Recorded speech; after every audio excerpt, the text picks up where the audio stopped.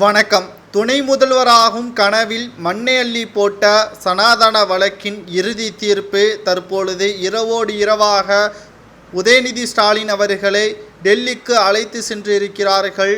டெல்லி காவல்துறை அதிகாரிகள் உச்சநீதிமன்றத்தில் அனைத்து வழக்கையும் ஒரே நீதிமன்றத்தின் கீழ் விசாரணை செய்ய வேண்டும் என்று மனு தாக்கல் ஒன்றை செய்திருந்தார் உதயநிதி ஸ்டாலின் அவர்கள்.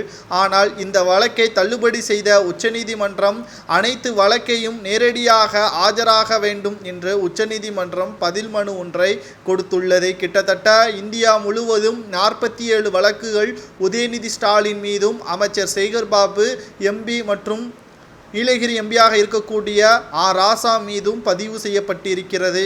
திமுகவின் அமைச்சர்களும் நிர்வாகிகளும் தொண்டர்களும் உதயநிதி ஸ்டாலின் அவர்களை எப்படியாவது துணை முதல்வராக கொண்டு வர வேண்டும் என்று பல்வேறு ஆலோசனைகளையும் திமுகவின் தலைமைக்கு கடின அழுத்தத்தையும் கொடுத்து வரக்கூடிய நிலையில் இந்த மாத இறுதிக்குள் அமைச்சரவை மாற்றம் செய்யப்படும் என்ற தகவல் நாம் பார்த்திருப்போம். அதில் உதயநிதி ஸ்டாலின் அவர்களது பெயரும் இடம்பெற்றிருக்கிறது. ப்ரமோஷனாக உதயநிதி ஸ்டாலின் அவர்கள் துணை முதல்வராக பொறுப்பேற்பார் என்று நம்மால் பார்க்க முடிகிறது. இந்த ஒரு சூழ்நிலையில் துணை முதல்வர் கனவில் மண்ணெள்ளி போடும் விதமாக சனாதன வழக்கு மீண்டும் விசாரணைக்காக நீதிமன்றத்தில் உதயநிதி ஸ்டாலின் அவர்களை ஆஜராக வேண்டும் என்று தற்பொழுது தகவல்களை நம்மால் பார்க்க முடிகிறது.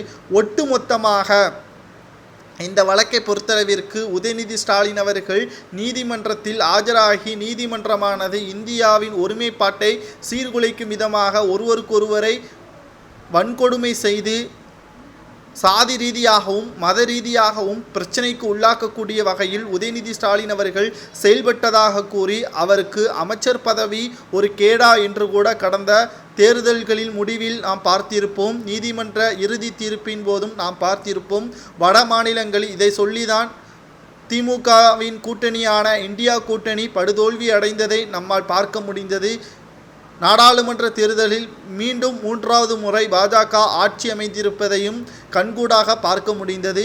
நாளை சனாதன வழக்கின் இறுதி தீர்ப்பு முடிவுகள் வெளியானால் உதயநிதி ஸ்டாலின் அவர்களுக்கு என்ன தண்டனை வழங்கலாம் என்பதை மட்டும் உங்களது கருத்துக்களை மறக்காம கமெண்ட் வாயிலாக கூறுங்கள். அதிகபட்ச தண்டனை என்ன தண்டனை வழங்கினால் உதயநிதி ஸ்டாலின் அவர்கள் முதல்வர் பதவி வகிக்க முடியாது என்பதையும் உங்களுக்கு தெரிந்தால் கமெண்ட் வாயிலாக கூறுங்கள்.